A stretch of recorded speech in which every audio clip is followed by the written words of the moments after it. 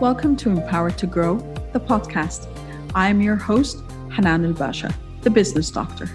Following our conversations with empowered women who woke up one day and consciously claimed, I am more than enough, I am worthy, I am empowered to grow. And along their empowering journey towards realizing their own potential and their quest for growth, they became a beacon of hope and guidance for others. May you also find your inner power to grow. Hello, everyone. This is your host, Hanan Basha, and I bring you another amazing, of course, as always, episode of Empowered to Grow podcast.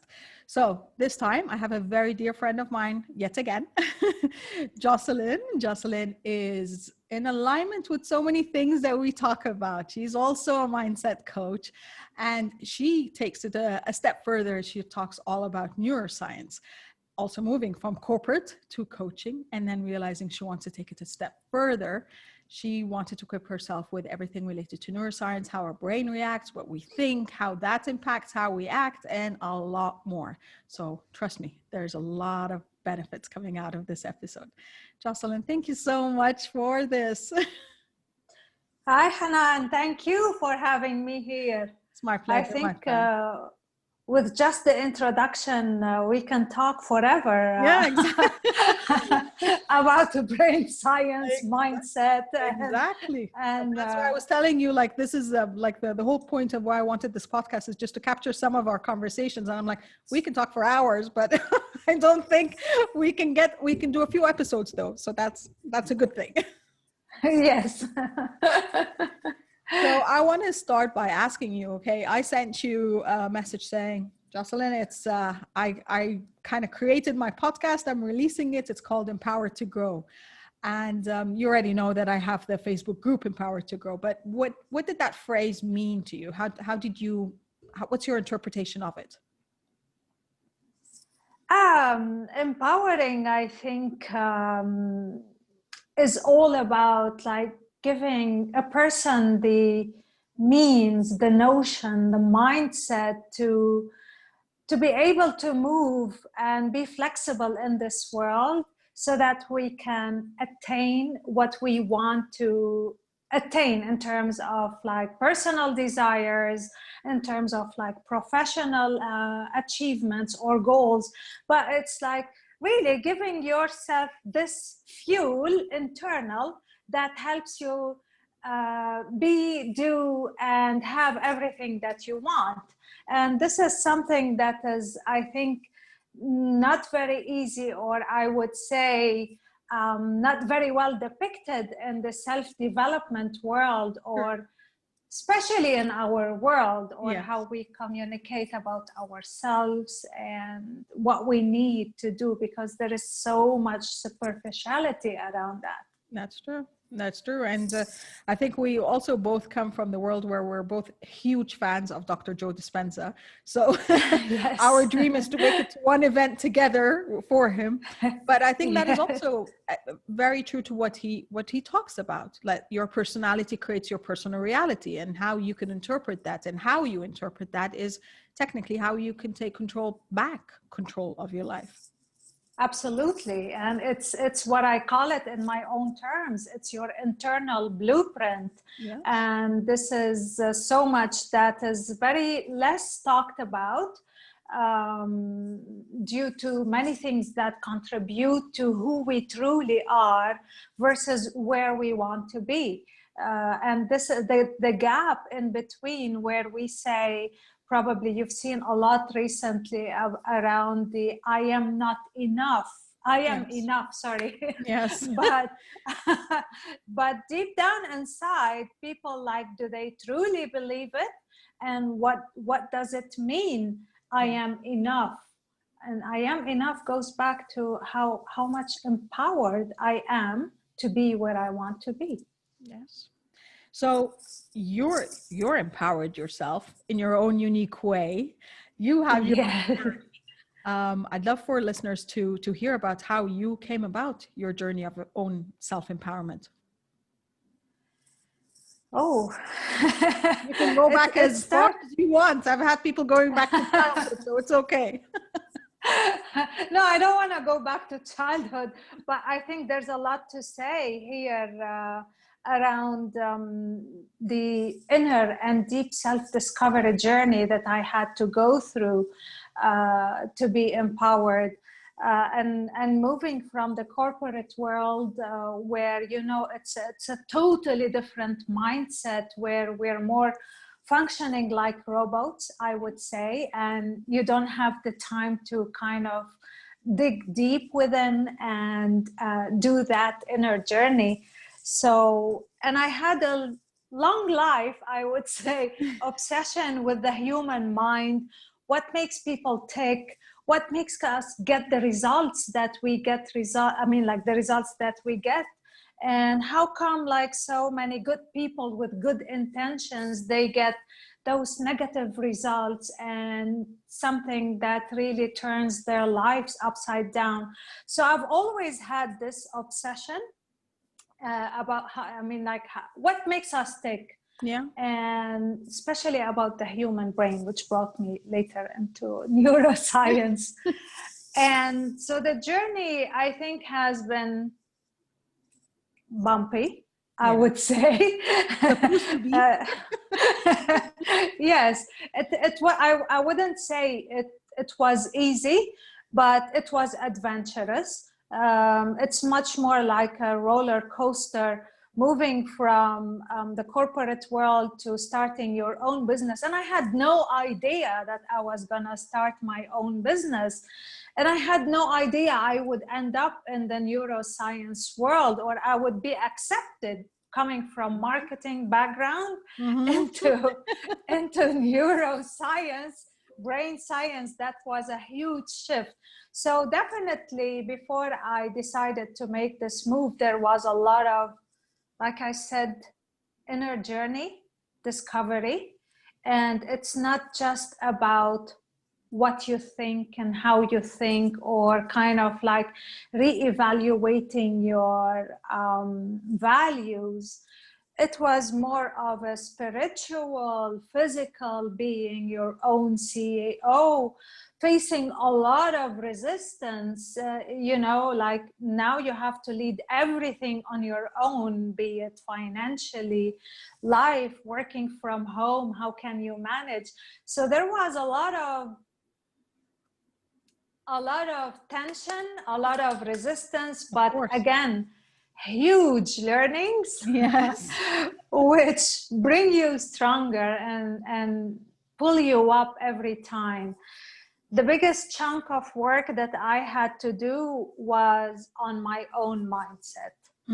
Like, yes, like, I know. I'm shaking my head because I relate. We've spoken about this a lot before too. Yeah, because I mean, we both know when your mind is clouded, you cannot listen to your heart, you cannot listen to your soul, you will be misled by the beliefs that you've adopted before. Yeah. So a lot of deep work was done there, not all by myself. I mean, like, of course, I've done a lot. You've done the application. I mean, you've done the learning, and you have to do the application yourself. No one can do that for you. Integrating, but I also had mentors, I had coaches helping me along this journey. So I couldn't have done it alone. Yeah. And I think this plays a huge role when you have someone professional, objective, helping you and pushing you when you want to give up. True. Because so many times come when you say to yourself, this isn't gonna work, or when you start doubting yourself. And you know how much this doubt and fear plays a lot when you're embarking on a new journey. It just stops you. It stops you in your tracks. It holds you back. It's like, no, you can't. It's like being tied back by this huge band that you just can't, resisting it is just fruitless. And it is easier for us to just say, you know what, it's not worth it. And you just go back down the same path you just came from, Exactly. But the thing is that this doubt or fear never goes away. And this is what I always talk about to my clients.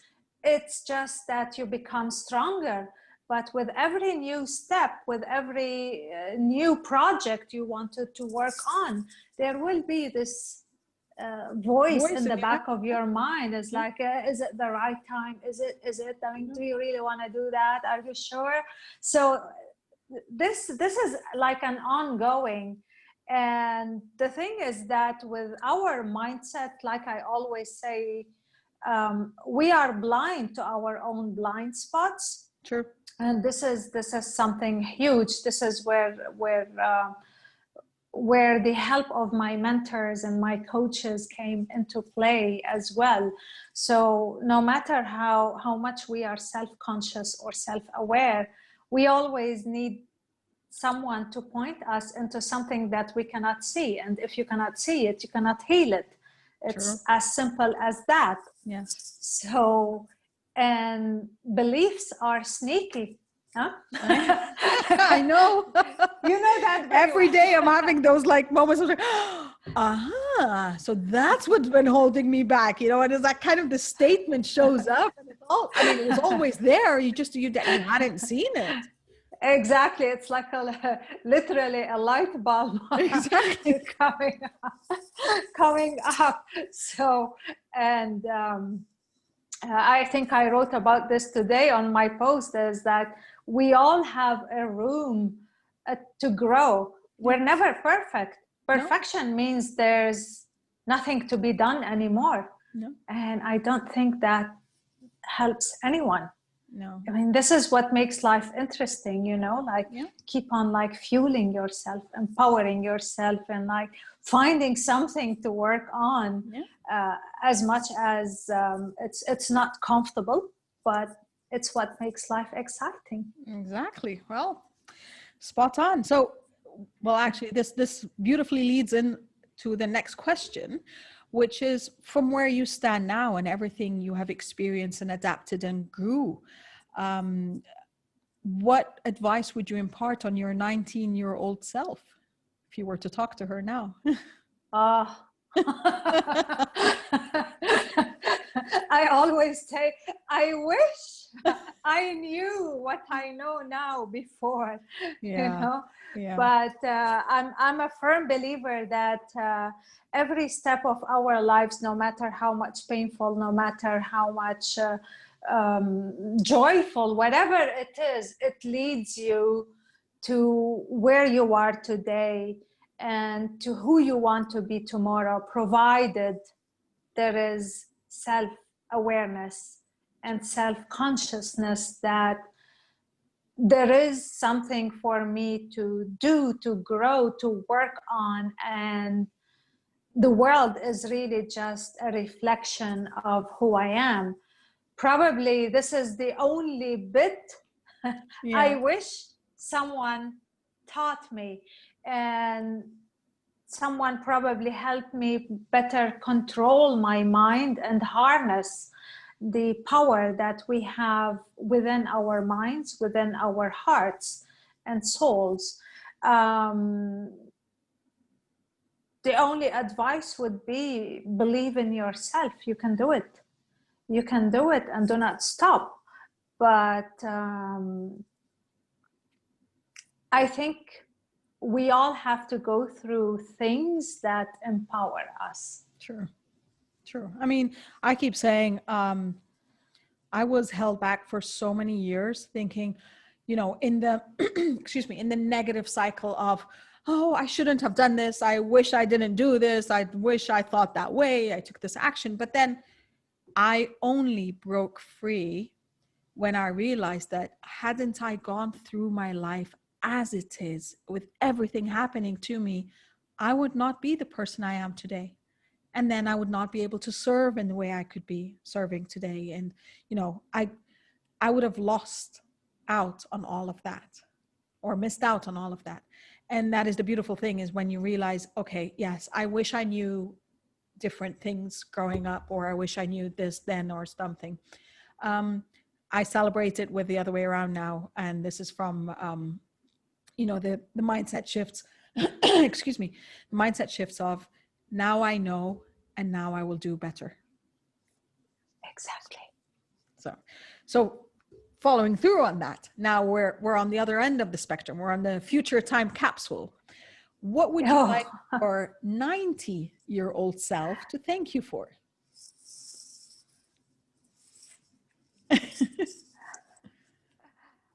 A lot. But I think what's really my obsession now, or what I want to accomplish through my business as a purpose, because this is a life purpose. This is like a soul's mission, is to help people who didn't have the chance to get all of those learnings about our minds, how they function. And when they do harness the power of their minds and really do the deep inner work, they can be whoever they want to be. It's really, to me, if I have helped one person or 100, to me, or 1,000 or 1,000,000, whatever it is, I mean, like, this is my purpose. And I think I'm grateful as a 90-year-old person looking back, having helped my daughter, my clients, the world, whoever I come across, is to give them that sense of empowerment. Yes. Which I believe is the same for you. Yes. I would be proud. I would be like, I've done what I came here to do. That's amazing. So you're on a stage and you're talking to tens of thousands of women, and you're talking about being empowered to grow. What would be that last message you leave them with? You are a speaker, so just, Yes. We're putting you back on stage again. I would say definitely recognize that you are enough. Recognize that you can do, have anything that you want, provided that you just like remove that baggage. Yes. And be it emotional, be it your past, recognize your self-worthiness, work on it, and just go forward with your plans. I mean, like, there will always be ups and downs, and you can overcome anything that you want, but build your resilience along the way. Build your mindset, work on yourself. Everything is a reflection of you, and there is nothing that you cannot achieve. Just be patient with yourself and do the work, because this is what's really important. I mean, like, strategies, everything you need to know is out there in a book, in a course, in a program. It's just like this deep inner work to really recognize how powerful you are. That's the only thing that you need to keep on doing, and do it right, and never give up. Yeah, I love that. I love how we sum it up in that way.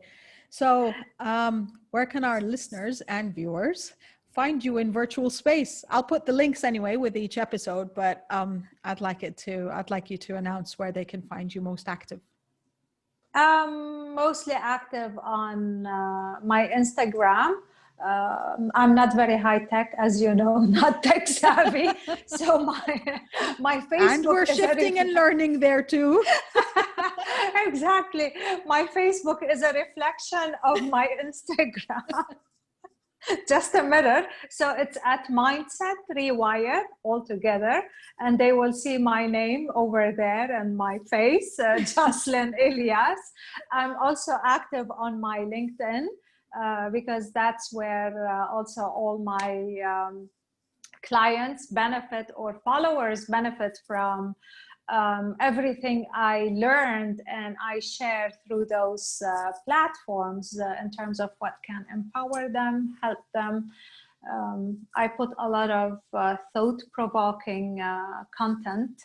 And, because you focus a lot as well on work, like when you walked out of corporate, but then when you thought about mindset and how do you rewire your mind towards a better life, you also wanted to focus more on people in corporate and empowering them in that sense. Exactly, because that's what I wish as well I knew. Yes. When I was back in the corporate world. I was actually, speaking of that, I was talking, we had another conversation. I had another conversation with another amazing lady, Susanna, and Susanna also works.